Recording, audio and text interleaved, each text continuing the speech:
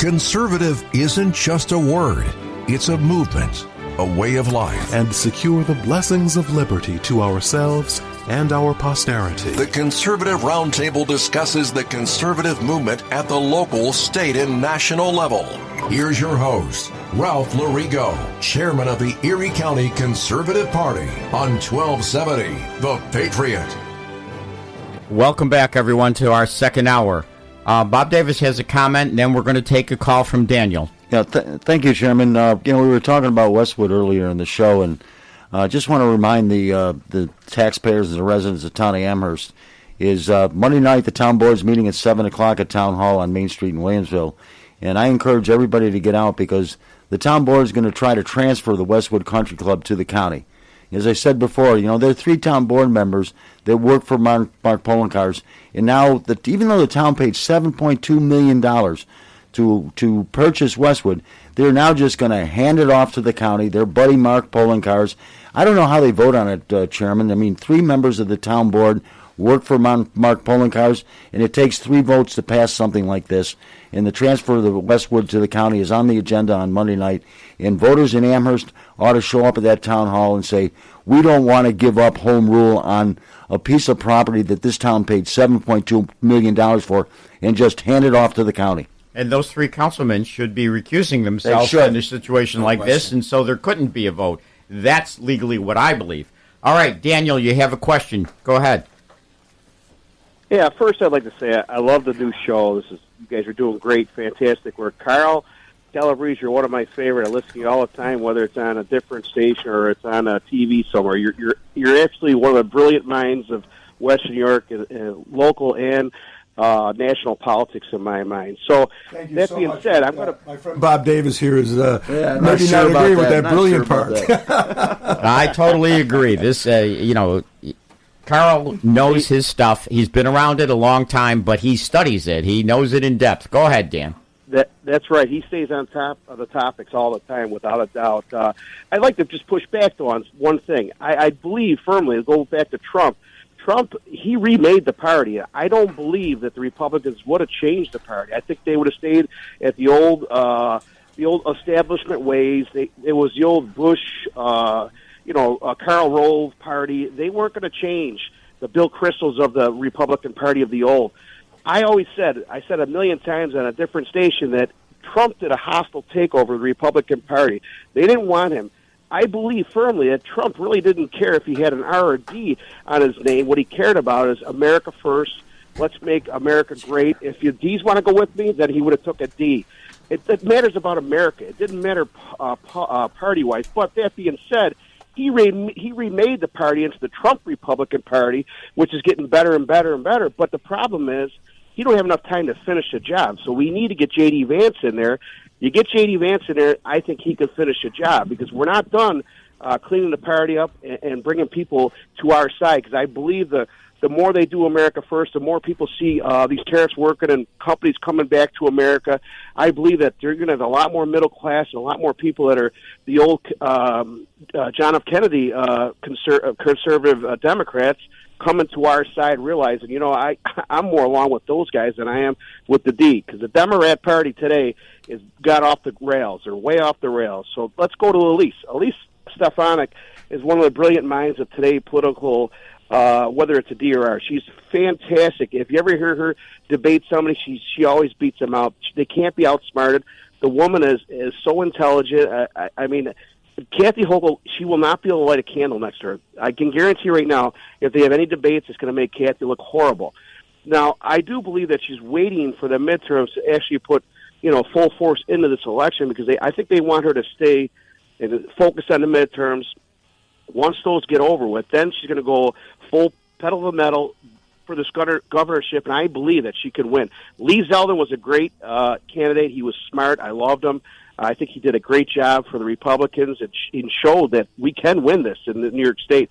And the way things are going today with the cost of everything, we got energy. They just announced that they're going to raise 20% the electric bills. Everything I have, phone, electric, gas, water, sewer, taxes, it's all out of control. What are we getting for our money? Look at our roads and curbs and sidewalks and bridges around here. We can't even get a signature bridge across the Peace Bridge done. I mean, look at the Grand Island bridges. When are those going to have to be done? They're almost, I think they're 75, 100 years old, some of those. And those are not looking the best. They need to replace those eventually. How long is it going to take for them to even start talking about those? They need to do now is start doing those bridges and have one bridge going over both ends, traffic going both ways. Instead of having 4 bridges, you have 2. It's how you save yourself some money. But these are issues that the Republican Party can talk about. The middle class is hurting in this state. People are moving out. Anybody with smart money or doesn't have family that's rooted here that they can leave, they'd be smart to get out of here. Look, Dan, this doesn't look good. Daniel, I so much appreciate how in-depth you understand the issues that are in front of us. And I think you're right on with regard to where we're headed, what Trump has been able to accomplish. So I thank you for all of that. Carl, you feel the same way, I take it. Oh, yeah, absolutely. And, I mean, look, we can debate about did Trump move the party or did the party move Trump. The fact of the matter is you are right, Daniel. The Republican base had enough of the establishment base up through 2016. They had just had enough of the George Bush type of philosophy and approach, and they were ready to find a new candidate, and along comes Trump.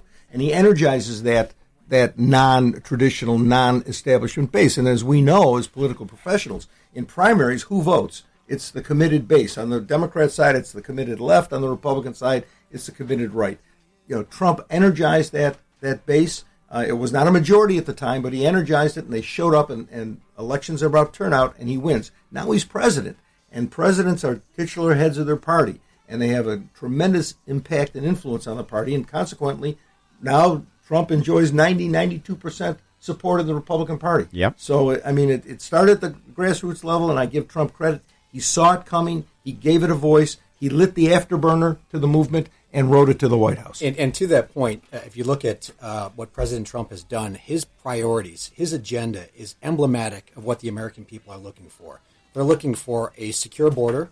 They're looking for safety within our streets and our communities, and they're looking for job creation. And he won the popular vote. Let's be very clear. In winning the popular vote, he secured the mandate for his agenda and his priorities, and he's carrying it out. He's carrying it out successfully, and that's going to translate to campaigns and elections this year in 2025. And now we're going to introduce the first congressman to support Donald Trump, Chris Collins. Chris, are you there? Oh, yeah, Ralph. I was just listening to Dan, enjoying what he was saying, and I'm very happy to join you and have a conversation with my Western New York friends. So I want to tell people, and I'm sure they know some of this, but I want to give a little bit about your background. I mean, you're the business guy. That's what always impressed me about you. I understand you started as a mechanical engineer at Westinghouse Electric. Then you became president and CEO of Nuttall Gear. And in 1997, you sold Nuttall. But I met you in 1998 when you ran for Congress. I don't know how many people remember that aspect of it, but I can remember meeting a young Chris Collins in 1998, how articulate you were, how compassionate, how articulate, and what you were able to say to people. You were, you spoke our language for sure, and you ran against John LaFalce. Then I didn't hear from you for a while, and in 2007, you came back and you ran for county executive against James Keene, who is the face of the political past in this area. And your slogan, elect a chief executive as opposed to a chief politician, won 63% of that vote. That was an amazing victory for you, Chris. Well, I'm reliving my past with you, and you're exactly right.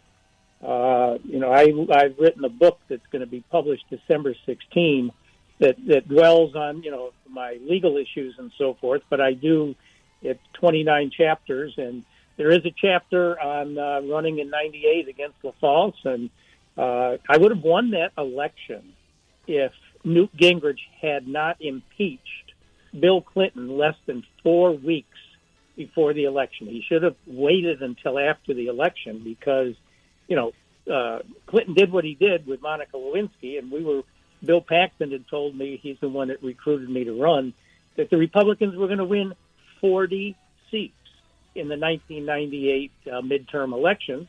And, they were very confident of that. But after Gingrich impeached Clinton, it really energized the Democrat base like no one could believe.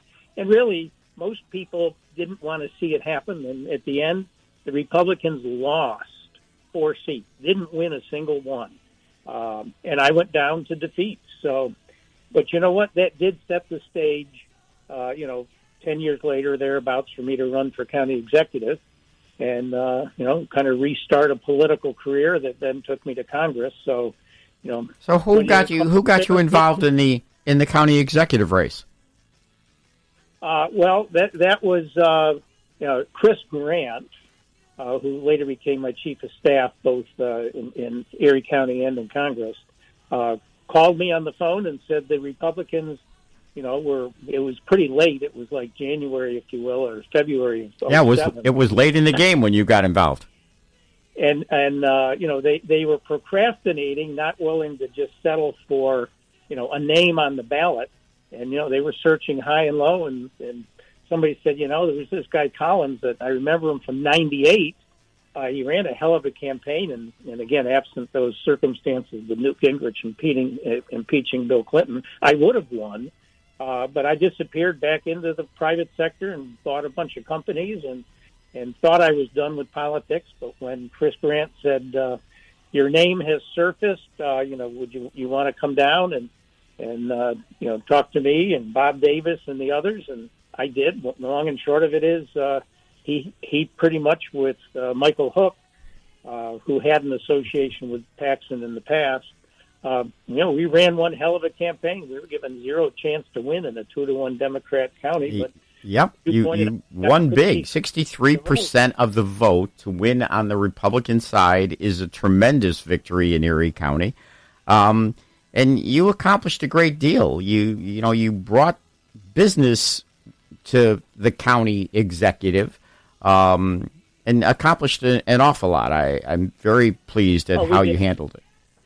Well, the county was effectively bankrupt with a hard control board, the state running the county's finances. You can't get any more embarrassing situation than having New York State, of all the institutions, in charge of your county finances. A $1.3 billion budget with 6,000 employees, which was about 1,500 more than we needed, because I did cut that many positions.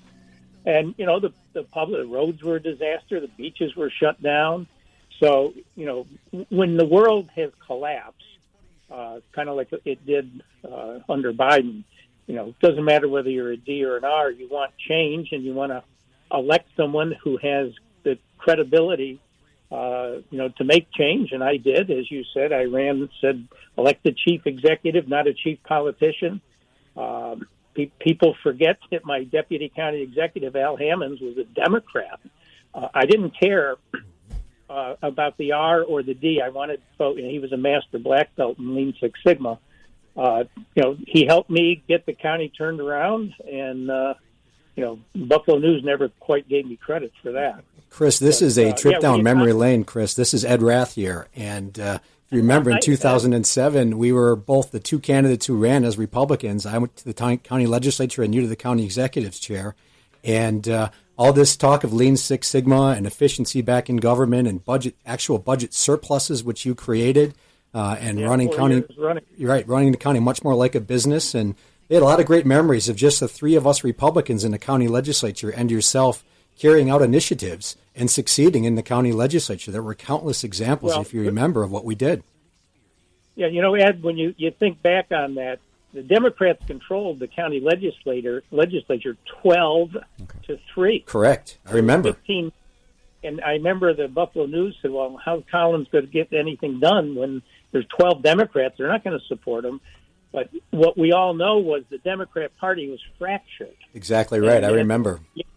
You had the Len Lenahan group, and then you had the Mayor Byron Brown faction. And Mayor Brown's faction had 5, and Len Lenahan had 7. And I remember I went to the mayor, who subsequently became a lifelong friend, and said, Mayor, if you take your 5 Democrats with our 3 Republicans, we can take over. You and I can take over the county legislature 8-7, and you can name the county chair.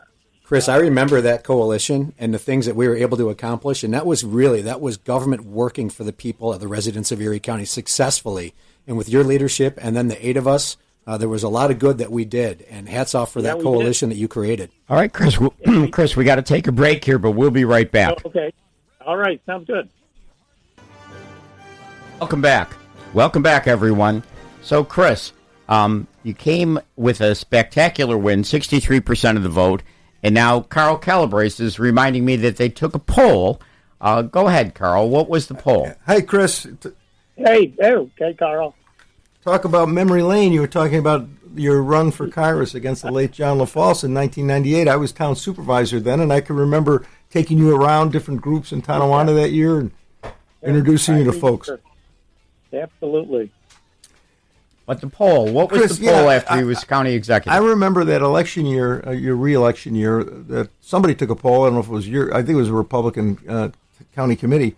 And the question that jumped out at everybody was, they asked, do you believe Chris Collins has fulfilled all of his major promises that he made in running for county executive? And the number was off the chart. It was like 75% said yes. And, so you look at that and you say, gee, that is a pathway to victory. And obviously that didn't happen. If I recall, didn't you make a commercial basically saying, you may not like my style because I'm a businessman and I ruffle feathers sometimes, but that has to be done in politics? Is my memory correct on that? Oh, no, you're correct. I think the biggest issue was I fixed the county, and my team fixed the county in 3 years. So once we fixed the county, I said they elected a businessman as the chief executive, and then they turned the reins back over to a chief politician, meaning Mark Polenkars, because everything was fixed. But if you remember in that election, my re-election in 2011, I did win 42 of the 44 cities, towns, and villages in Erie County. But the city of Buffalo is 8-1. We know that 8-1 Democrat, and that just kind of overwhelmed the entire rest of the county. And I get it. They went back to their roots. The Democrats voted Democrat because the beaches were opened. The parks were fixed up. We redid the golf courses. We had a surplus. We had paid off a lot of the county debt. And so, that's how life moves on. And we certainly expected you. We certainly expected you to win that race. And like you say, you won by far the great majority of the municipalities throughout Erie County. But I looked it up. It was the city of Buffalo, 81% went for Polenkars. And that, unfortunately, is where the votes hurt Republicans when, we have a countywide race. And so it's almost a third of the voters. Yep. So you lost that race. But in March of 2012, you made the decision to come back. And that run against Kathy Hochul, who, back then was Western New York Kathy Hochul, running in the most Republican district that we have for Congress. But you decided to take that shot in March of 2012 to get into that. You had a primary, but you were successful in that primary, and you were successful, obviously, in that congressional race. Well, you're right. And David Bellavia, who ran against me in the primary, he and I became lifelong friends because, that was, he's a war hero and ultimately a Medal of Honor recipient. And, I respected his service and just reminded the people he had a different resume to choose from. Never said a bad thing about David Bellavia. I did carry the day in the primary and defeated Hochul, although I think it took him a week to count the votes. I mean, she was, talk about liar, liar, pants on fire. That's for sure. She was endorsed by the NRA. Yep. I know you're listening. Incredible. She had an A rating, right. This now progressive, off-the-rails governor, Hochul, was endorsed by the NRA because in representing the district, she just lied to all the voters. And when she was county clerk, when I was county executive, I remember her saying, if an illegal immigrant comes into the DMV, we're going to call and have them arrested. So think, with her, Chris, it's always political expediency. It's which way are the winds blowing, which direction can she sort of weather vane her political personal ideology, and she follows that. And we're seeing it right now with her being the progressive representative for New York City. She doesn't even live in Western New York anymore. I think I need to apologize to all the New Yorkers, because if I had not defeated her in 2012, she would not have been chosen by Andrew Cuomo to be his lieutenant governor. And she wouldn't be governor today. Right. Thanks a lot, Chris. We appreciate that. which created this monster. Well, you won that race, not by a great deal, but you won that race by 4,312 votes, as I looked it up. But your reelection was 72% to 28%, and your third term was 2-1 again.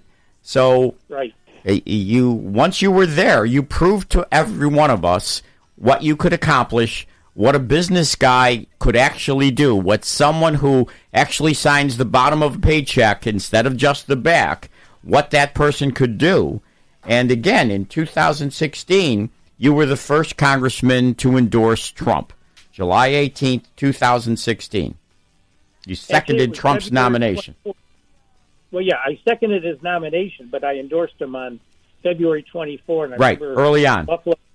The Buffalo News running stories and Adam Ziglas doing cartoons about what I did. Even people in Congress thought I was crazy. I subsequently recruited 10 other members, to stand with me. A couple of them are now U.S. Senators, Kevin Cramer and Marsha Blackburn, but the 11 of us were ridiculed pretty much for all of 2016. And then, the Access Hollywood tapes came out on October 7th, less than 4 weeks to the election. And that's when people said, well, we didn't like Trump. Well, now we're done with him. No one can be elected president with the baggage of those Access Hollywood tapes being released. And I was the only one left.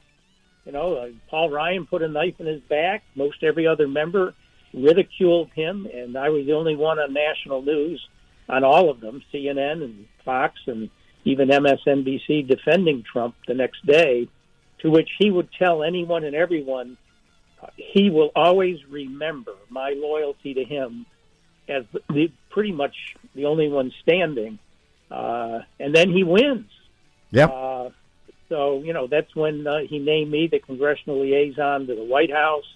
I was in meetings with him in the Roosevelt Room, flew with him on Air Force One. I was in the Oval Office because he is loyal, and he knows, and I was the only member in Congress during that first term with 100% Trump voting record.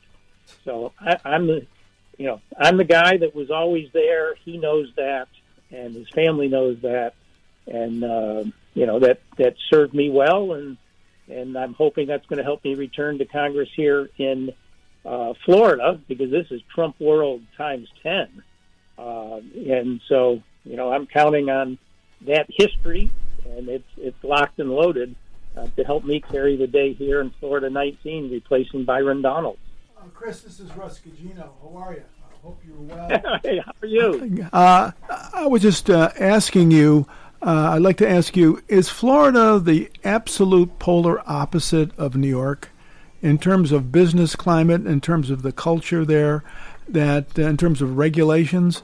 And in that point, wouldn't you be extremely comfortable in running in Florida because you're not running uphill there? A lot of people would agree with your agenda. Oh, yeah, it is. When I drive down the road here, there's houses popping up everywhere. Our population is growing leaps and bounds. The construction cranes, the major corporations moving here. It's beyond comprehension compared to the devastation, and that's all you can say, the devastation of New York. I'm a data guy and a numbers guy. If you go back let's go back to 1982. New York had 37 members of Congress, and Florida had 19, half. And Congress is apportioned by population. Well, if you now go forward, New York's down to 26 members, and Florida's up to 28 members. that swing over that period of time, let's call that 40 years, the population has moved out of New York. They've gone to Texas and to Florida. Today our population at 23 million. New York's down to 20 million. And if you look at Texas, Texas is up to 30 million. There was a time that New York population was almost equal to Florida and Texas combined. And now Florida and Texas have 52 million people, and New York's down to 20 million. Well, that's because of the regulations and, the progressive world that unfortunately is New York. So, yeah, it is, other than the traffic, we have a lot of traffic here. Chris? But it's a completely different world, and, 95% of that is positive. And, our biggest issue is the population growth, which is just off the charts. Does create a lot of construction, a lot of highways. They're rebuilding roads everywhere. They're extending the one throughway from three lanes on each side to 5 lanes. It's going to be a 10-lane interstate.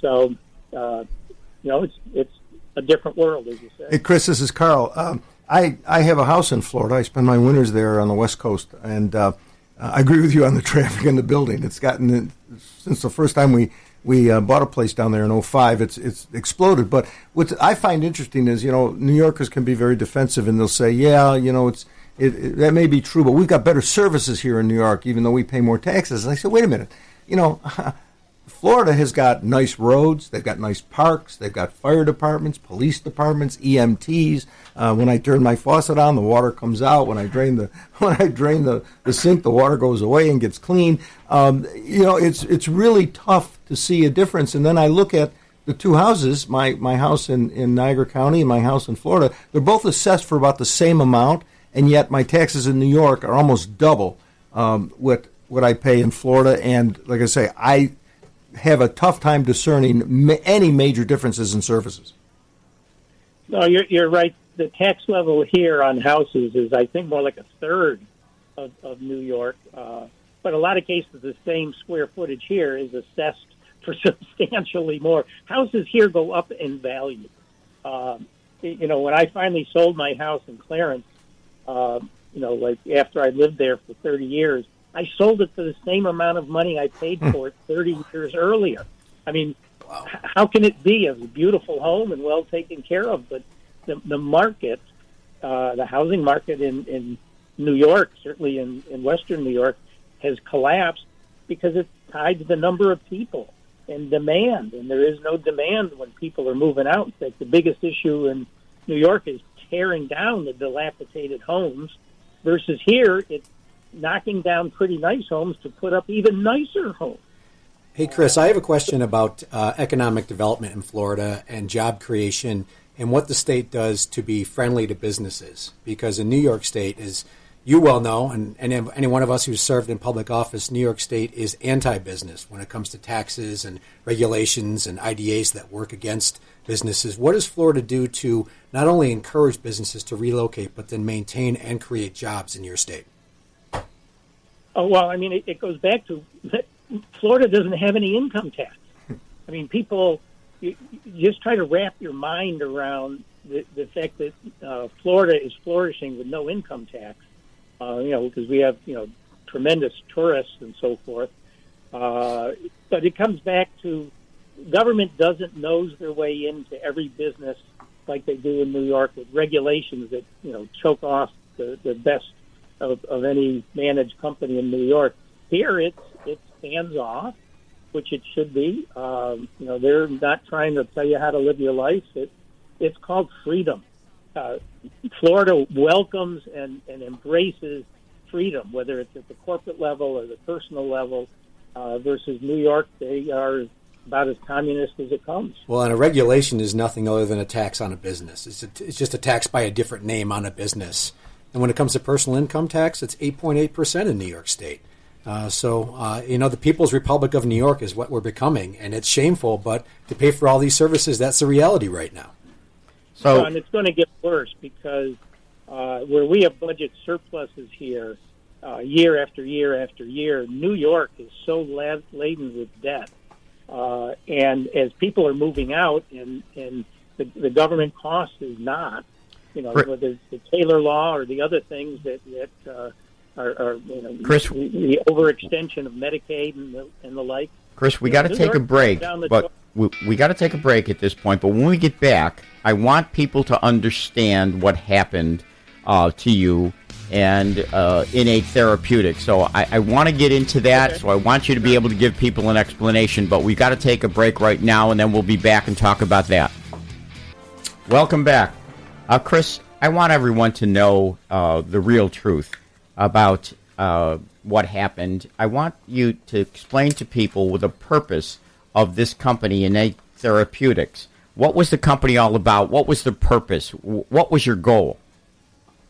Yeah, so I'm glad we can spend a few minutes on this. So Innate Immunotherapeutics, based in New Zealand, we ultimately took the company public and to raise money many, many years ago and registered that in Australia. The company had a treatment for secondary progressive multiple sclerosis. There's a lot of people with multiple sclerosis. Initially, there's treatments for it. It's called primary progressive multiple sclerosis. It's 75% women come down with it, and it's a European-based disease. So people in Europe, the U.S., Australia, New Zealand, and the likes is where that disease is mostly found. And it at some point, in the late 50s or thereabouts, the women progress to a point that there's no more treatment options, and it's called secondary progressive multiple sclerosis. They end up in wheelchairs. They're not able to, they have no mobility whatsoever. The suicide rate with women, with secondary progressive multiple sclerosis is tragic. They don't want to be a burden on their families. So we did have a treatment that we felt would be able to work with this particular devastating disease.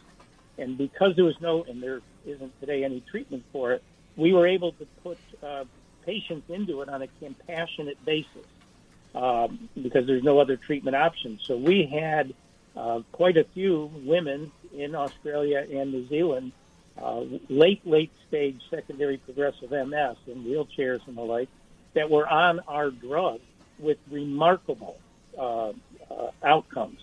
Families sending us memos, "You've given me back my mom," and the like. So we went through a phase 1 and 2 trial, and we were getting ready to get this product launched. And so we had a trial in the U.S. That'd be a major market. The problem was the FDA required that we had placebo-based people in the trial that weren't on the drug and others that were on it. And, you'd want to see a significant difference in the two over a 6-month period to get your drug approved. But we weren't able to put the late-stage patients into the trial because they were all in a wheelchair, and the FDA required a trial that would measure how long it took them to walk across the room. Well, they can't walk. So we ended up not with our primary population of late-stage secondary progressive patients in the trial. We ended up with a number of them more of a middle stage, and it progresses at different speeds with different people. The long and short of it is, when after a 6-month trial, the FDA said there's not enough significant difference between the patients on the drug and the patients on a placebo, so your trial has failed. But Carl, Chris, you invested a substantial amount of money to help people in this situation. You believed in the goal of this company, and you invested millions, right? And the goal was to help people with terrible, debilitating MS. The whole purpose, and you're right, I had $6 million invested, was and I had an uncle that actually had MS, so it was in the family. And we were changing lives of these. Again, most 75% women, and it worked. We knew it worked, but frankly, the trial had the wrong patients in it because the FDA didn't let us put the late stage patients, which were the ones that were seeing the benefit.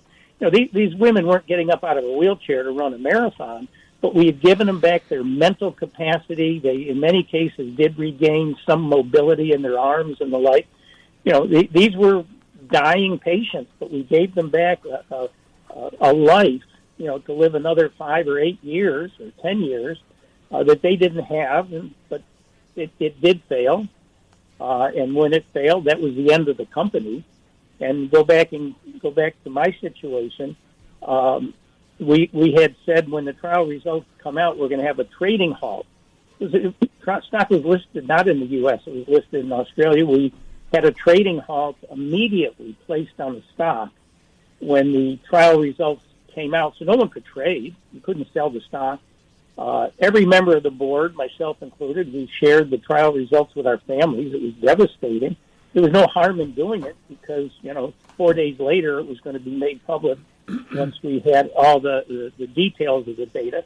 But no one could sell stock. And plus, our stock was in Australia. A U.S. citizen can't even sell stock in Australia. We're banned from doing it. Unfortunately for me, I didn't realize my son had moved his stock out of the Australian market into what they called the off-market NASDAQ. They call it the pink sheet. So his stock actually was moved out of Australia 2 weeks prior to the results coming out. I didn't know that. And I also certainly didn't know that his wife and her parents had purchased a very small number of shares off-market on what they call the pink sheets on NASDAQ.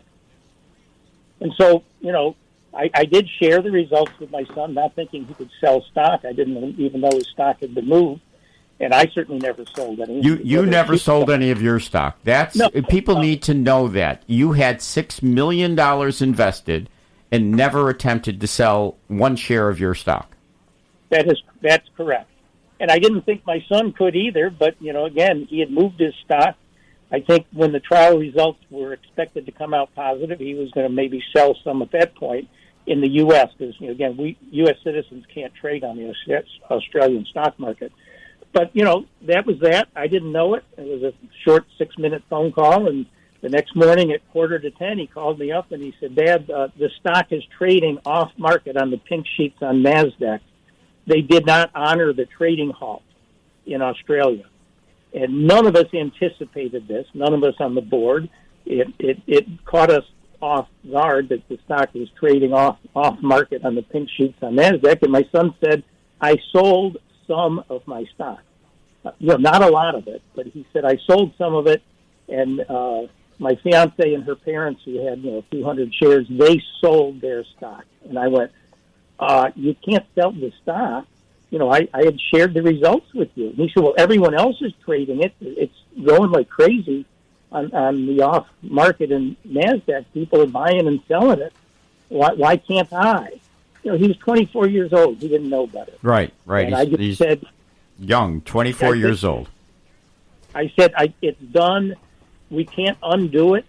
We're not going to talk about this. We're just going to move on. And again, it wasn't even a lot of money, but that was that until the U.S. attorney in the Southern District saw my name tied to it. You became the target. You became. I was Trump's guy. He targeted me. He went big game hunting. After 9 months, I never sold stock. They didn't find a single person to say I had shared results. I did share them with my son, but he wasn't going to testify to that or admit to that. Yet, he wasn't going to let go, and they trampled all over my constitutional rights as a member of Congress. They violated what they call my speech and debate rights. And even Nancy Pelosi, believe it or not, wrote an amicus brief supporting my position on how they had mistreated a member of Congress and had seized records and computers, not that they found anything on it. And so their attempt to take me to trial is going to be delayed by 3 years. People don't realize that a member of Congress, when this happens, can appeal directly to the Supreme Court, and they have to hear the case.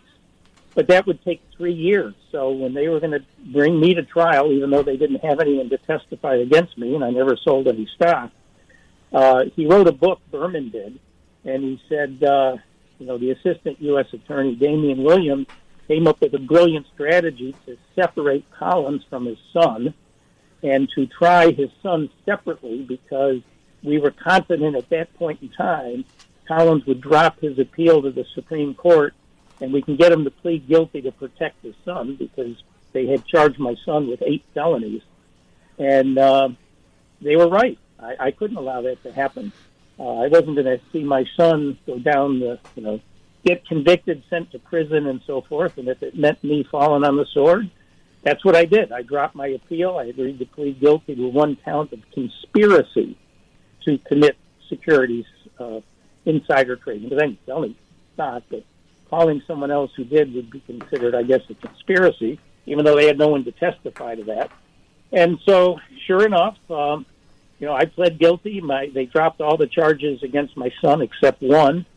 He ended up getting put on probation, which is all I really cared about. I didn't want him going to prison, which would have happened if I had stayed out of it. And so I took the fall. As I said, I was persecuted, prosecuted, railroaded, and coerced into a guilty plea, and they sentenced me to 26 months in a federal prison, even though the probation department had said a year and a day.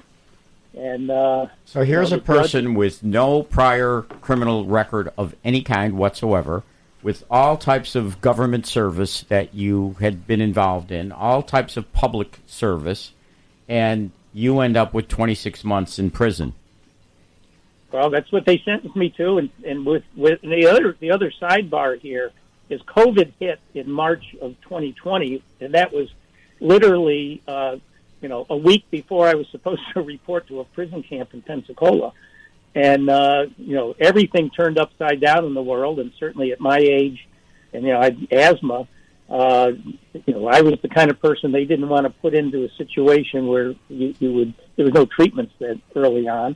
And so my report to prison kept being delayed, which was fine. And then in October of 2020, when COVID was the worst and there was no treatments, and at my age, the judge and the prosecutor said that there's rumblings that Trump might pardon Collins. We want to make sure he does jail time. So we're not going to delay his report date any further. And they made me go in on October 13th of 2020 at the worst possible time of COVID. Age 70 with asthma, no treatments, in a group setting where people don't wear masks and the guards are coming and going. They basically were gambling with my life because the rumor was I might get pardoned by Trump. And sure enough, I got pardoned on December 22nd. I had spent 10 weeks. And 3 weeks after I was pardoned, COVID hit that prison camp. 100% of the inmates contracted COVID 3 weeks after Trump got me out of there. I would have contracted COVID in January of 2021 at age 70 with asthma. It probably would have killed me. I said they were gambling with my life. They didn't care. And thank God, I said Trump not only got me out of hell, if you will, he also saved my life, literally, by getting me out of there, which tells you anything you want to know about our Department of Justice. We've got a hard break, Chris. There's a lot more I want to talk to you about. We're going to have to bring you back to be able to talk about this congressional run in Florida and the difference between Florida and New York. So I appreciate you being on today. We're going to do this again. That sounds like a plan. Thanks, Ralph. All right. Thanks, Chris.